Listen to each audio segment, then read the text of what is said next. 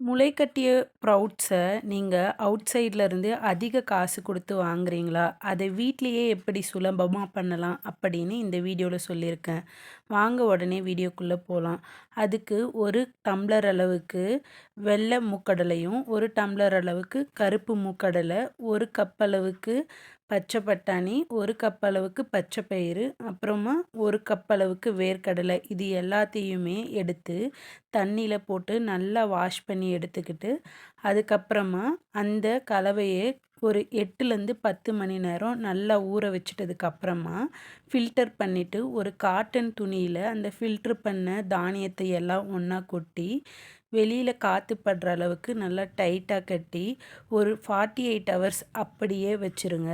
வச்சுட்டு 2 டேஸ் கழிச்சு இப்படி எடுத்து பார்த்தீங்கன்னா, நல்ல ஹெல்த்தியான ஸ்ப்ரவுட்ஸு நம்ம வீட்லயே ரொம்ப சுலபமா தயாரிச்சிடலாம். இத நீங்க எந்த ஒரு கறி வகையிலயும் சேர்த்து சமைச்சு சாப்பிட்டு வரும்போது, வெயிட் லாஸ்லயும் நல்ல சேஞ்சஸ வரத உங்களால கண்கூடவே பார்க்க முடியும். இதே மாரி ஸ்ப்ரவுட்ஸ நீங்க வெளியில வாங்காம வீட்லயே செஞ்சு ஹெல்த்தியா சாப்பிடுங்க. அடுத்த ஒரு வீடியோல சந்திக்கலாம். Tata by.